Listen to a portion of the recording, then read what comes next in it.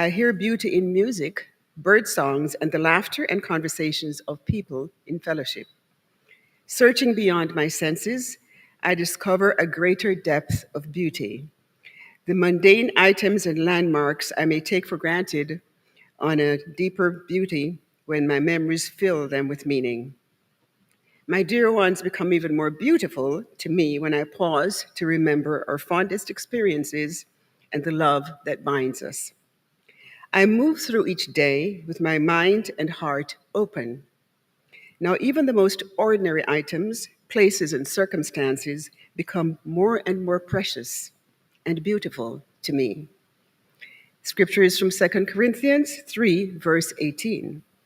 And all of us with unveiled faces, seeing the glory of the Lord as though reflected in a mirror, are being transformed in the same image. Please repeat with me the affirmation. My open heart discovers beauty all around me. In unity, we acknowledge and we celebrate the power of prayer. We acknowledge that prayer is how we align with and affirm the absolute truth of what God is. We pray not to change outer conditions, rather, we pray to change consciousness and so to change ourselves. We allow for a change in our thoughts, feelings, and attitudes, thus deeply knowing our connection within the Spirit of God. Our prayer chaplain this morning is Ewell, who will be bringing up our prayer box that contains your prayer intentions and lighting the Christ candle. We welcome you to sing with us before and after meditation. Ewell, please come forward.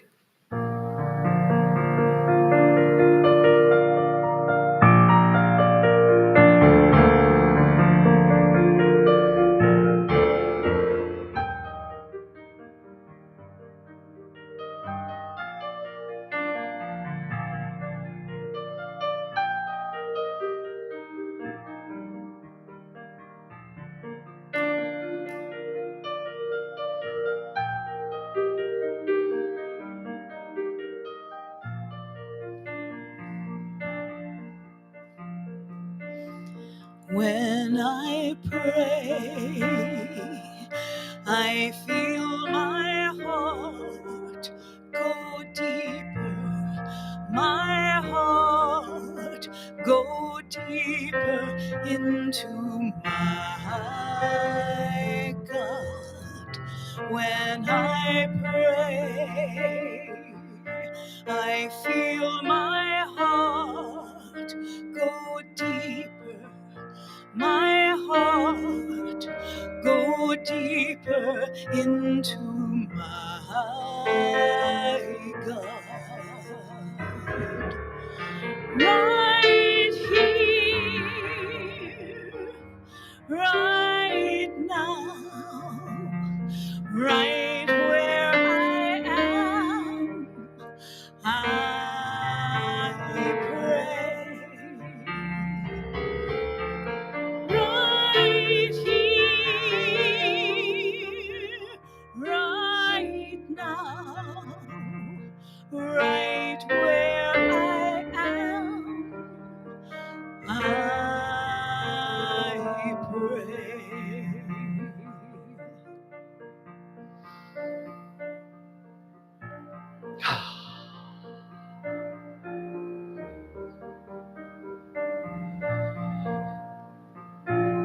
As we reach this time in our gathering, perhaps the most important and profound time.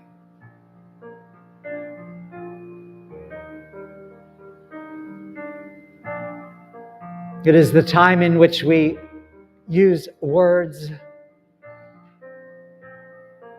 only as a way of introducing us to the wordless realm that is within us.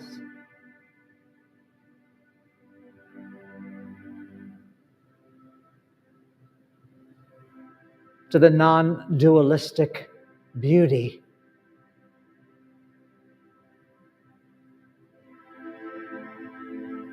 the essential beauty that is the truth of our being.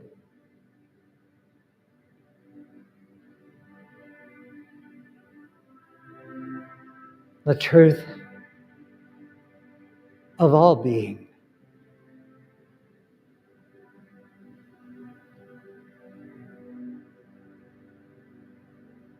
This essential beauty requires no effort,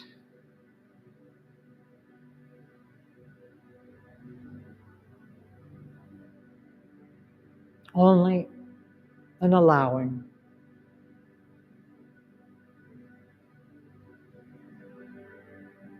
an opening of the heart,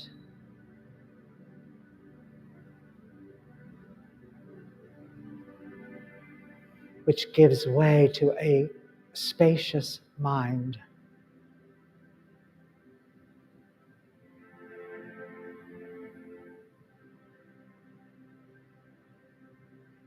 A mind that becomes more and more watchful of the thinking,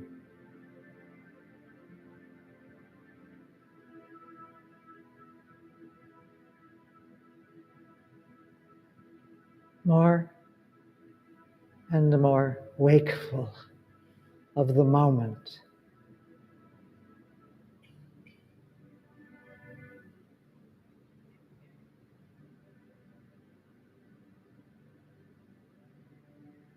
A time when there is a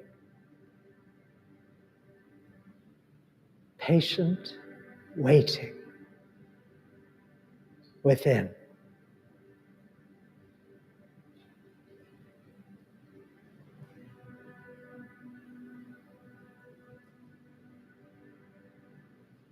And so, regardless of any sounds or distractions that may occur in this physical space,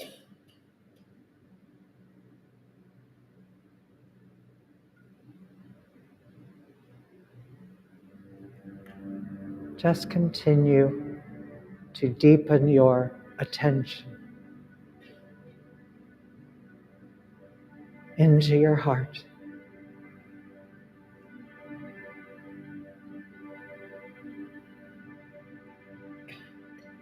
into your interior.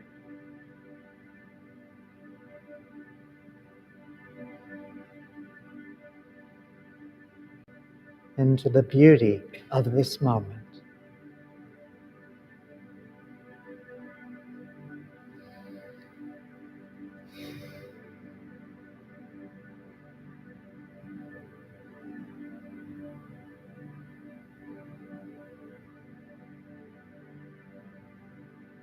Relax.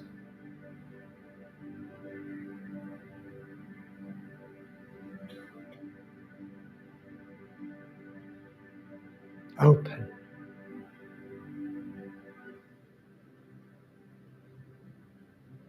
Feel the subtle animation of the Spirit.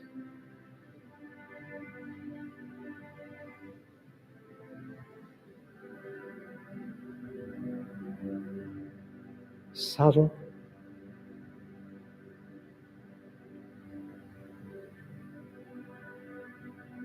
animation.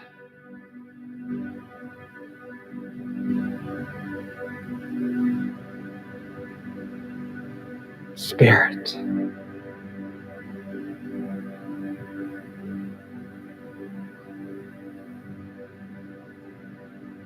We surrender the words, the ideas,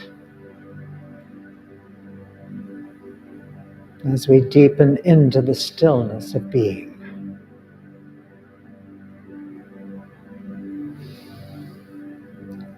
Be still.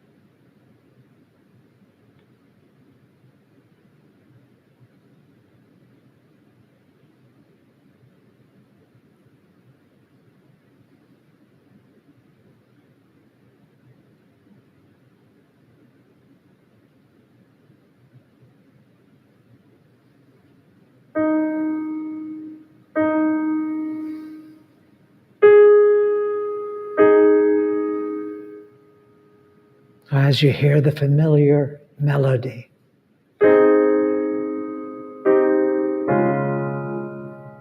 continue to feel the spacious awareness, the place within that is your home, that gives rise to the source, that is the allness. We are grateful to be here, to be together.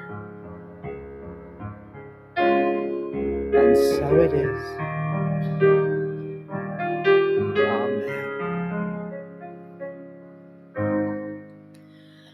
Hallelujah.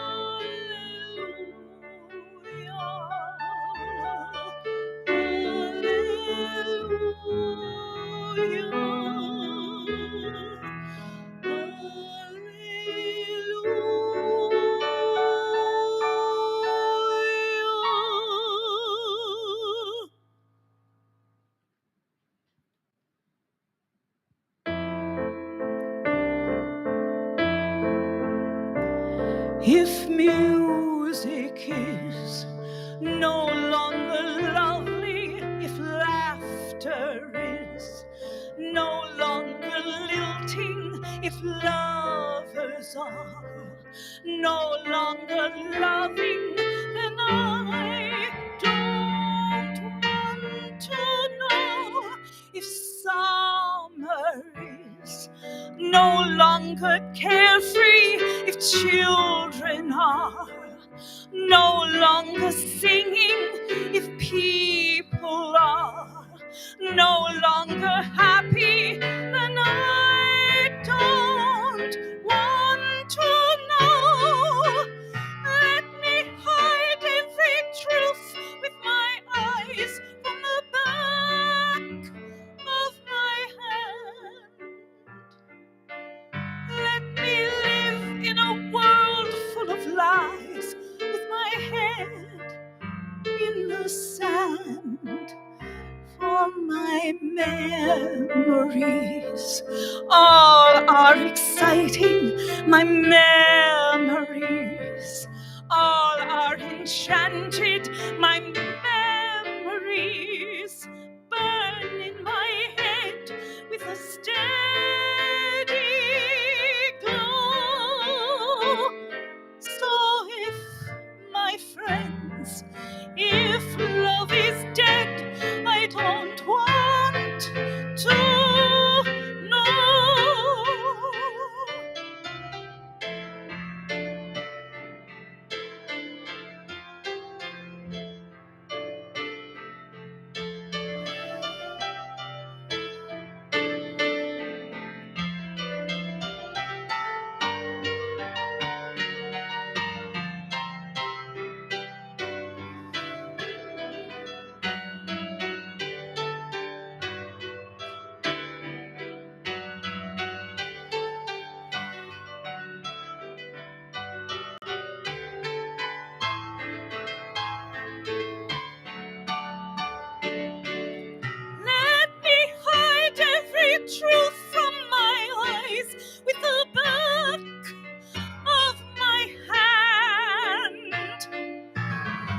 let me live in a world full of lies with my head in the sand.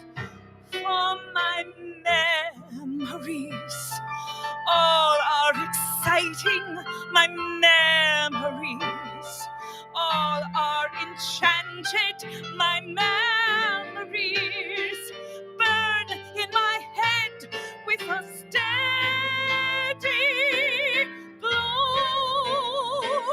So if, my friends, if love is dead, I don't want to know.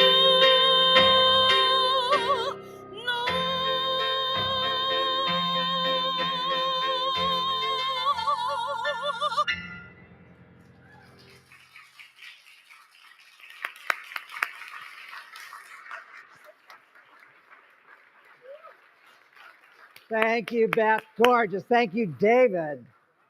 I mean, come on. Thank you both. Beautiful, beautiful, beautiful. That, I've known that song for years and have loved that song for years. I was teasing a little bit the people in our prayer, and I said, well, Beth was finishing rehearsing it, and I said, I will give you $5 if you know what show that song is from. My $5 is safe. I'll put it in the bucket. Anyway, it's from a little-known musical called Dear World. Dear World is a musical by Jerry Herman. Y'all know Jerry Herman, some of you? So wrote the iconic Mame and Hello Dolly, two of his better-known shows. But from the beginning, when I heard that song, I always felt like it was kind of a letter that I could write. So I'm going to frame it that way for you. Dear world, I don't want to know, period. Anybody feel that way these days? Huh? Yeah. So, okay, I want to be sure what the topic was.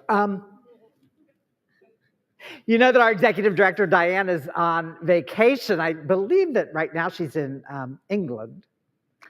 And as she was preparing to go, she got everything meticulously ready. And she wanted my talk titles a few weeks in advance. And we were already into this dynamic that has been fascinating. We've had a lot of variables, a lot of unexpected variables, singers and all these different things keep changing. And so when she asked me what my talk title would be for today, I said, I don't know. And she said, well, is that the title or you don't know? And I said, both. Let's just leave it at that. So I had Beth sing that song, and what I have really deeply, deeply appreciated about this time, and I think, let's see, last week, 2 weeks ago, we had a soloist that was ill, and so we substituted another soloist. And then last week, we had a soloist that was ill, and David wasn't here, and we substituted. And then we had to use a track. And I have just been free of distress. I just kind of felt like, well, it's kind of a declaration of liberation for me. Like, you know what? I don't know. It's my mantra to live by now. Second maybe to maybe. Because I love the feeling of every night, I may have shared this with you before, every night when I put my husband Donald to bed, who needs to be put to bed because of his illness, and so I get him in bed and tuck him all in, and he'll say, okay. Some of you know him. Can you just hear him? Okay. He hasn't lost that. See you in the morning. I say, maybe. And I'm really peaceful with that. Right? I want to approach, I don't know, from a couple of different angles. The first one is, I'm sure that all of us have experienced this, and I have had an increasing awareness of this in the, I don't know, probably the last decade, but it's been gaining momentum in my awareness over and over. It's becoming stronger and stronger and stronger. And it is the fact that this is particularly true with people, but can also apply to situations, to places, circumstances of all kinds, but particularly with people. You know, you meet someone and you have a certain experience of them, and then someone tells you something about that person, and I'm getting better and better at anticipating that this is going to happen. And if I know people well enough, I can feel comfortable saying, shut up, don't tell me. Because as soon as someone tells you something about someone or something that you didn't know before, now that information creates a bias. Anybody tracking with me? So there are things that, as the song says, I really don't want to know. Because, and I get that this can be my internal gymnasium. I have an experience of you, and then someone tells me something about you that I didn't know. And now I have to work. If that information is in some way disturbing to me, then I have to go, or you know when this is really good and juicy is, and people do this with such frequency, particularly like in this position as a leader of a community. So people will come up to me and they feel compelled. It is very important that they tell me that someone in the community said something about me. Now, what they feel compelled to tell me about me is never, oh, they love you so much. Right? Now, that could be a bias too. There could be somebody I could go, I don't know about their energy. I don't know. And then somebody says, oh my God, they love you. And I go, well, now I like them. Do we do this as human beings? But generally speaking, almost always, someone will feel compelled to say, such and such doesn't like you, doesn't like what you say, blah, blah, blah, blah, blah, blah, blah, blah, blah. And then I go, okay. Now, if the person that doesn't like me, more often than not, they continue to come here. So I can only guess that it's because of our social hall. I don't know why they come if they don't want to. I wouldn't go to a community where I didn't want to hear the spiritual leader, but people do that. And so then I really have to say, okay, wait a minute. Wait 1 minute. It is my clear mission on earth.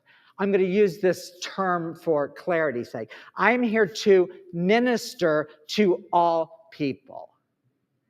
whether or not you like me, whether or not you agree with me, whether or not your bias is being kind of cast onto me, and whether or not, and this is particularly true, perhaps you're noticing these days, here we are in July, and something's coming up in November. And then probably most of us have an ideological leaning. And then if you know that someone has an ideological leaning that is different from yours, it will create a bias. Are you with me? Now, you all are Unity people, so I'm sure that's not true of you.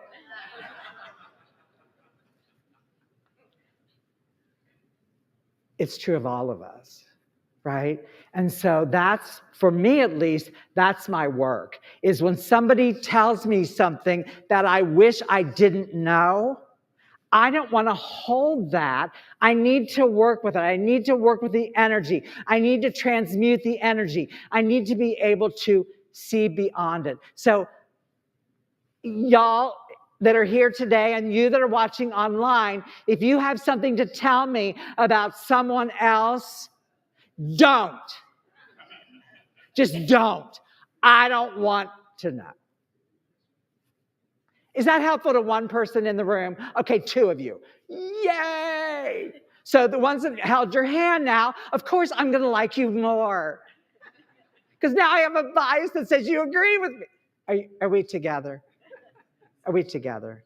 Like, this is a really challenging part of our human experience. And I don't care whether we put on our Unity face or not, it's true, right? It's true. But I have become increasingly also friendly with this idea and this perspective that says, I don't know. Like, I don't know. I grew up in a household,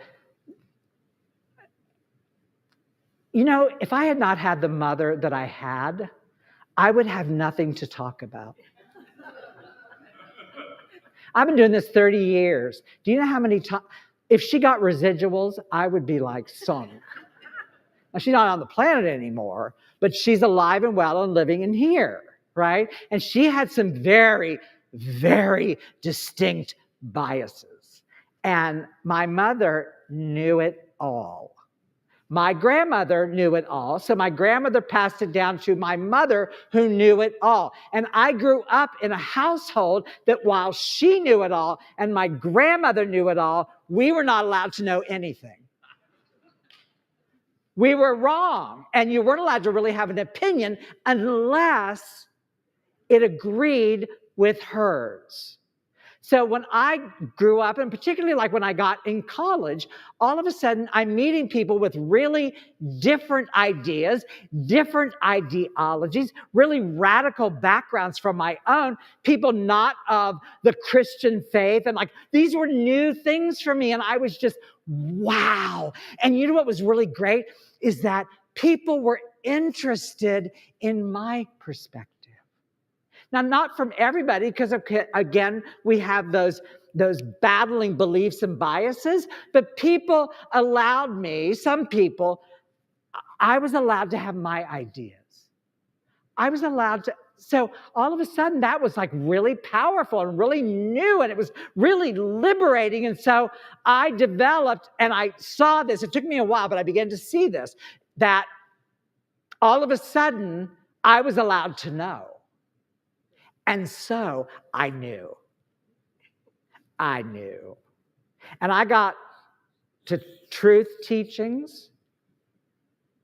And Eric Butterworth, my minister, closed every single lecture, week after week, month after month, year after year. Every single one of his sermons ended with the same thing. You will know the truth, and the truth will set you free. And so early on, at first I was completely baffled. I didn't understand a word he was saying. I didn't understand any of those kind of teachings because I grew up in a very different, but something felt right to me about it. Like I couldn't figure it out, but it felt right.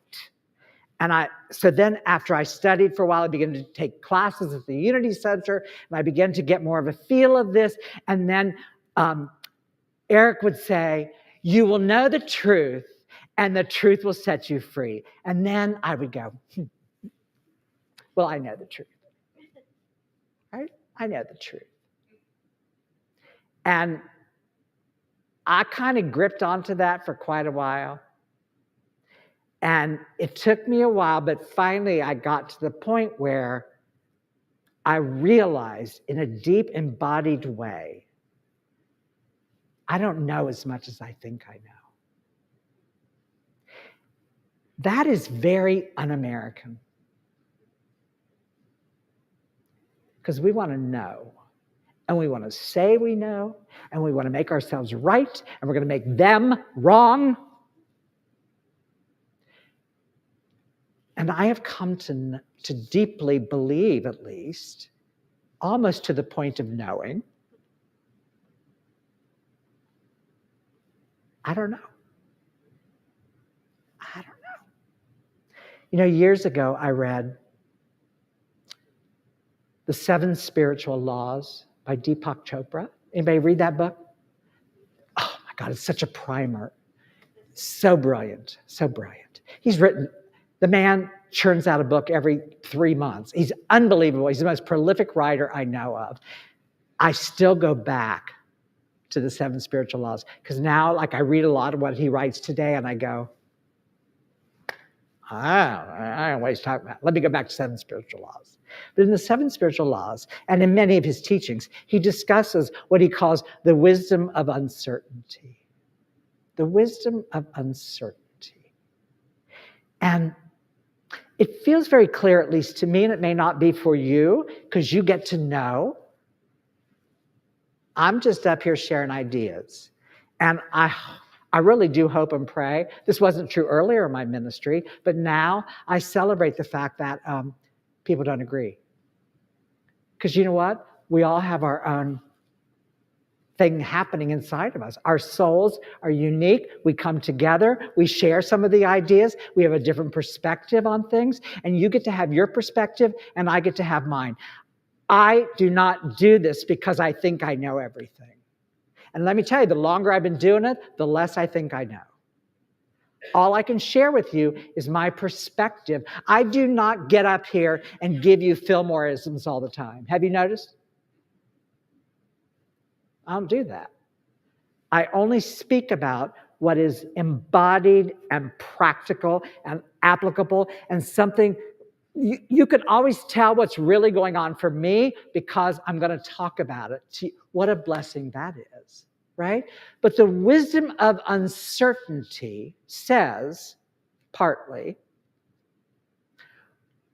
what we think we know is based on the past. Anybody get that? I see a couple of you shaking. What you think you know is based in the past. It's on past experience. Well, I know what you're going to say because you always say that. Oh, I know what's going to happen because this is the way it happens. I know that this always, have you heard anybody say this?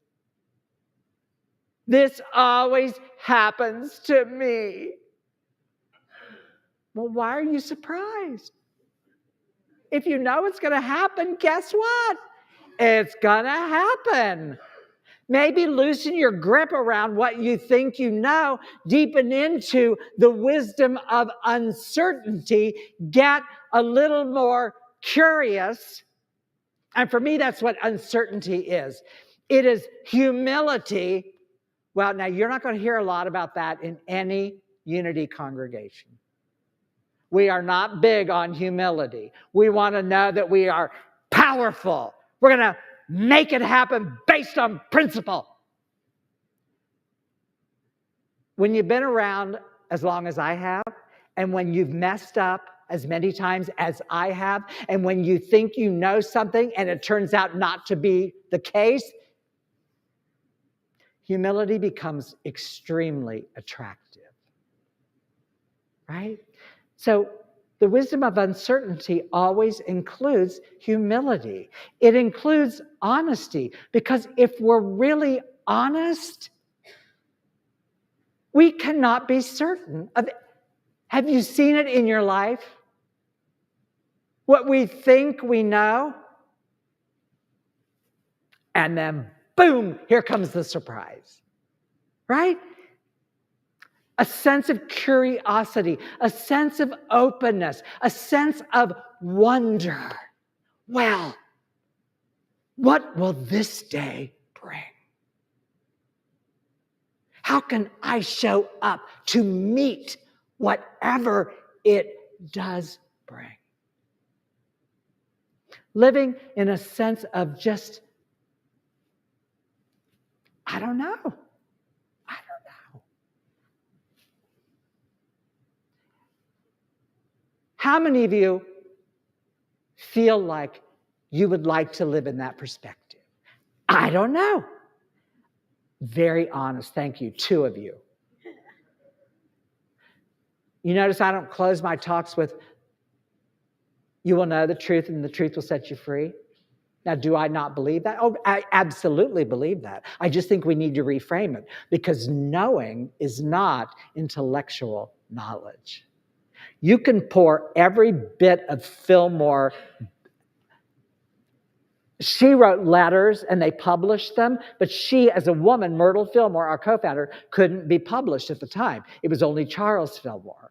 So you can pour all of that into you. You can read a book. Like I've calmed down about this, but I would read a title on Amazon.com. You know, my guru is Amazon.com. I'm sure that my freedom is in the next book, or at least I used to be. Are you with me? Let me just read another book. I know it's in the next book. Well, okay, I didn't really like that book. I didn't really get that much out of that book, but that's that book, so let me get another book. Book. Do you know how much money we have made in that little store in the social hall off my books? And Ellen and Bruce came and took box after box after box of spiritual books. I don't remember the last time I've read a book that was like a novel or something. I never read that.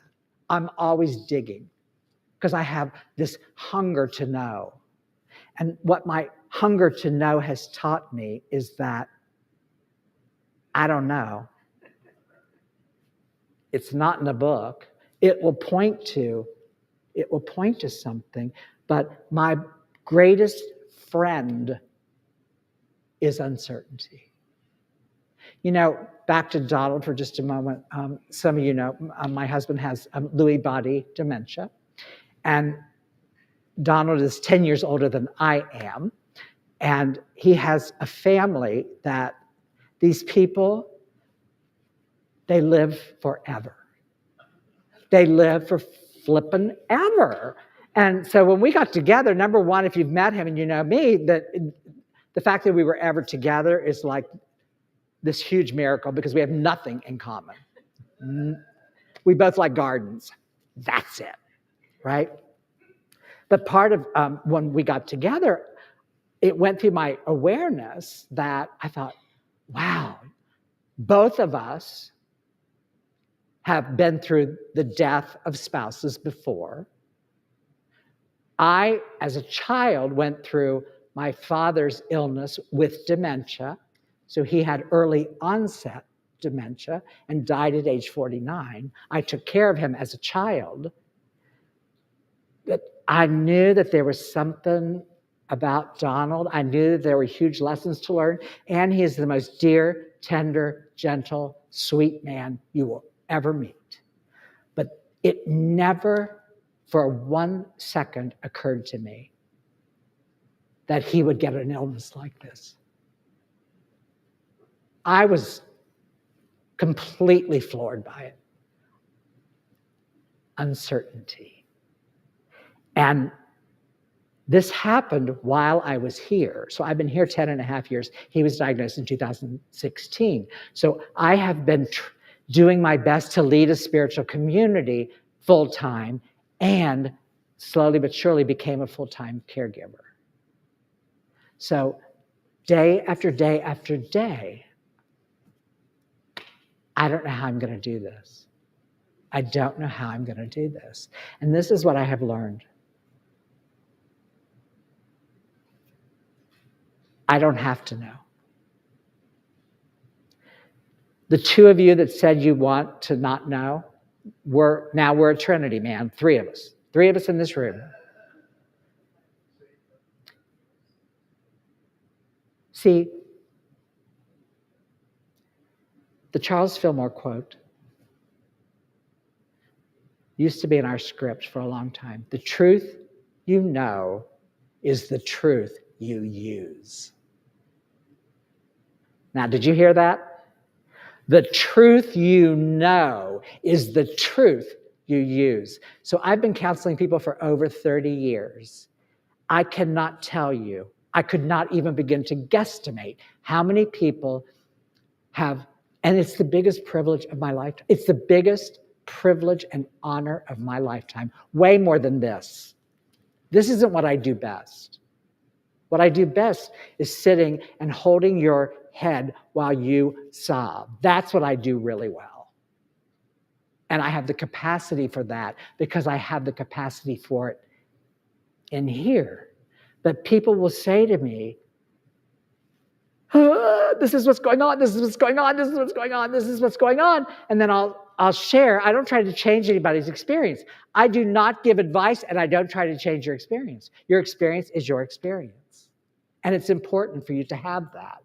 But if I offer a little spiritual nugget over and over for 30 years, I have heard, I know that, but I know that.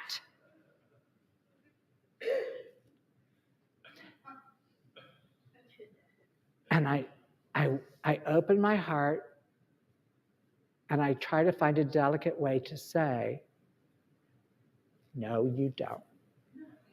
Because if you knew it, you wouldn't be having this experience. Are you with me? The truth you know is the truth you use, is the truth that is applied, is the truth that is practical, is the truth that takes over your heart and shines into your mind, and you begin to live from truth, not spouting pitiful little affirmations, forgive me. You live from it.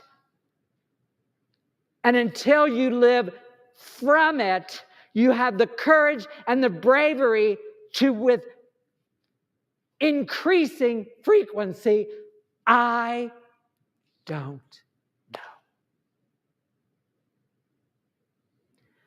I don't have to know. Because I rely on the wisdom that is inside me that does know. And again, it's not a concept. It's not an idea. It's a lived, felt reality that we move with, that we flow with, that demands that we step back in humility, in honesty. See, we can't know. Now, a lot of you are not going to like that. But you don't pay me to tell, well, maybe you do, but that's not what you're going to get. You cannot know what's going to happen. You don't know what's going to happen later today. And if you think you're going to use spiritual principle to control your circumstances, give it up. Because it's just not how life operates. But when we have the humility to say, you know what, source within me, I don't know. I don't have to know. I have faith in something greater than what I think I know. And that's the faith that will lead you through every time. Every time. And I'm telling you, it's practiced It's practical. It gets me through. And for my absolute deep love of information and knowledge and wisdom, I also know that I have a certain capacity. But I'm in a universe of allness, of all wisdom, of all knowledge. And if I listen to it and I follow it, that's how that truth sets me free. Because I'm free of believing that I can control that. I'm free of believing that your bias is true. I'm free to see the truth of you, regardless that somebody just told me, do you know what she said about you? There's a time in my life that devastated me. Devastated me. And I would have, let me tell you, I was at one point masterful at pushback. Masterful at pushback. Huh? I will give you the silent treatment like you have never felt it. Because I come from a long line of PhDs in silent treatment. Right? Anybody relate? I know what you said about me. Oh, wait, we're in unity. Right? And then you turn around. So I would just offer to you no less. No less. No. Okay. No less. Open to the wisdom of uncertainty. Allow a greater knowing to flow through your curiosity. See the world differently. Because do you really want the world that we're seeing now? Do you want that to be true? I don't want to stick my head in the sand, even though that song suggests that. I don't want that. I want to be informed, but I refuse to be saturated. I refuse to believe that that is the ultimate truth. So people will say, do you know what's going on? Look at what's going on. I know what's going on. I just also believe that it is not the ultimate reality. Is anybody with me? It is not the ultimate reality. So all of these voices that say they know, I'm just suggesting. Just feel it physically. Is it open or closed? I know. Is that open or closed? I know. As opposed to, I don't know. I don't know. Taylor, do you know what they said about you? I don't want to know.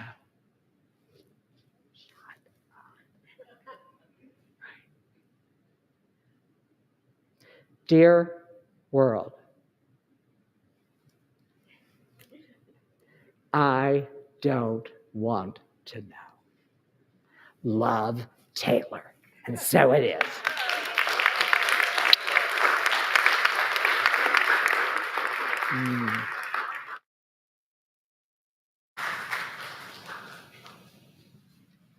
Thank you so much, Reverend Taylor. And I think everybody would agree with me is what we know for sure is that you are a blessing to all of us. Thank you for that message.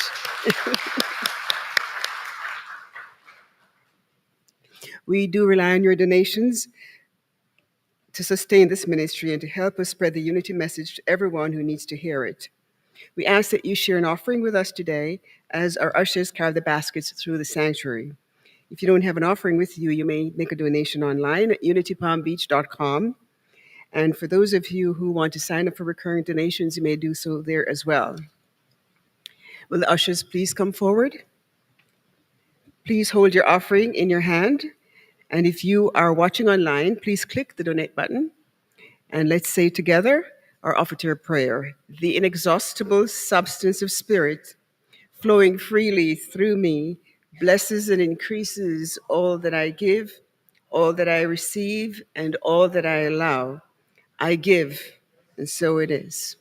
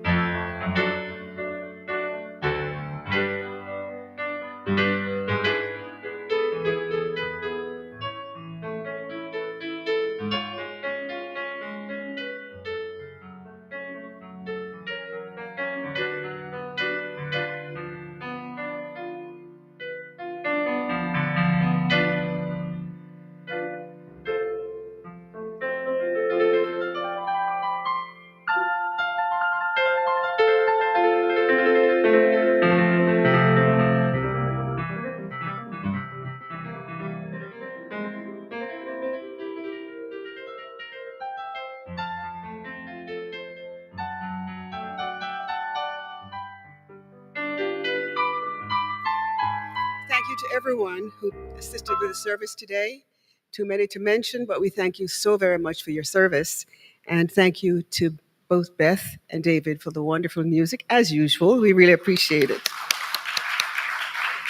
And as a reminder, please join us after service in the social hall for refreshments. As we close, please remember that we share the sanctuary with Temple Israel, so be sure to remove all personal items, pens, papers, and trash.